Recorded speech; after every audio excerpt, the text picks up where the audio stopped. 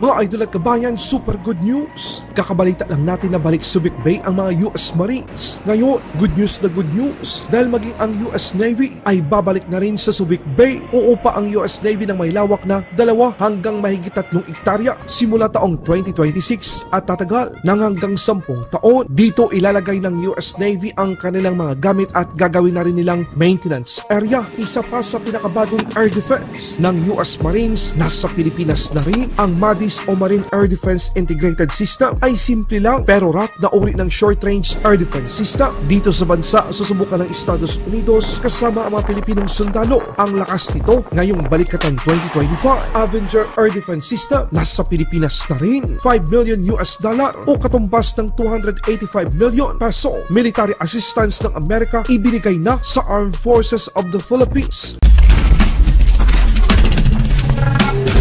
Matapos bumalik ng US Marines sa Subic Bay, ngayon, US Navy naman ang babalik Subic Bay. Ayon sa US Naval Institute News, naghahanap ngayon ang hukbong dagat ng Amerika ng malaking storage facility sa Pilipinas na may lawak na 19,979 hanggang 33,000 square meter o katumbas ng 2 hanggang mahigit 3 ektaryang storage facility malapit sa Subic at sa Clark na magsisimula taong 2026. Uupa ang US Navy ng hanggang 10 taon. Matagal ng target ng China na makuha ang kontrol ng Subic Bay, pero dahil sa napakasensitibo ng lugar na ito para sa seguridad ng bansa, minabuti ng Pilipinas na muli itong ipagkatiwala sa kaalyadong bansa. Ang uupahang pasilidad ay gagamitin ng US Navy bilang lagayan at maintenance area ng kanilang mga kagamitan. Malaking tulong ito sa seguridad at ekonomiya ng bansa dahil marami na namang mabibigyan ng trabaho at negosyo sa Subic. Kung kayo ang tatanungin mga kabayan, okay ba sa inyo ang muling pagbabalik ng puwersa ng hukbong dagat ng Amerika sa Pilipinas? Surprise, surprise! Amerika may panibagong sorpresa para sa mga sundalong Pilipino. Isa pa sa bagong US Marine Air Defense System ay nasa Pilipinas na rin. Ito ang tinatawag nilang MADIS o Marine Air Defense Integrated System. Espesyal ito mga kabayan para sa Pilipinas dahil dito palang unang na-deploy ng Amerika ang ganitong uri ng Marine Air Defense Integrated System. Ngayong balikatan 2025, masusubukan ang pinakabagong sistema na hawak ng 3rd Littoral Anti-Air Battalion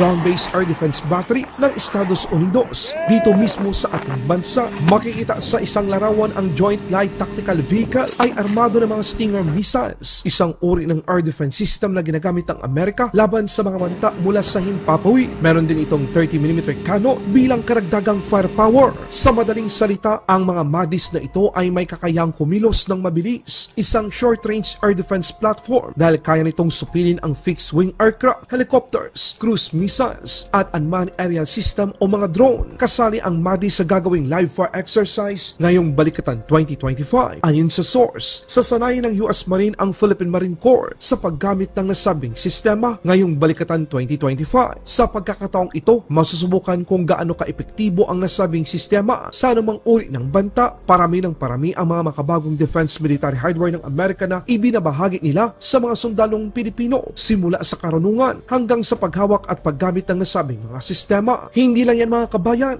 ipinakita din ng Armed Forces of the Philippines at US Armed Forces na marami pa silang mga gamit pang depensa na nasa Pilipinas ngayon. Para sa war games na ito, ang balikatan 2025, ang mga sundalo ng Pilipinas at Amerika ay nagsagawa ng subject matter expert exchange na nakatuon sa isa pa sa mga air defense platform ng Estados Unidos, ang Avenger Weapon System. Ito ay isa ding short-range air defense protection. Ito ay ginagamit ng US Army bilang shoot-on-the-move air defense weapon. Magaan, mabilis gamitin at madaling ilipat na uri ng surface-to-air missile kung saan 8 Stinger missile ang kayang iputok nito. Wala pa rin kupas ang Avenger Weapon System na ito mga kabayan dahil kaya nitong makita at itarget ang mga helicopter, fixed-wing aircraft, maging ang mga unmanned aerial system o drone. Sa ibang balita naman, good news na good news. Amerika, umpisa nang ibinahagi sa Armed Forces of the Philippines ang kanilang mga tulong sa pamamagitan ng mga makabagong kagamitan. Ayon sa pahayag ng Embahada ng Amerika sa Pilipinas, ang Departamento ng Depensa ng Estados Unidos ay ibinahagi sa Armed Forces of the Philippines ang mga military equipment na nagkakahalaga ng $5 million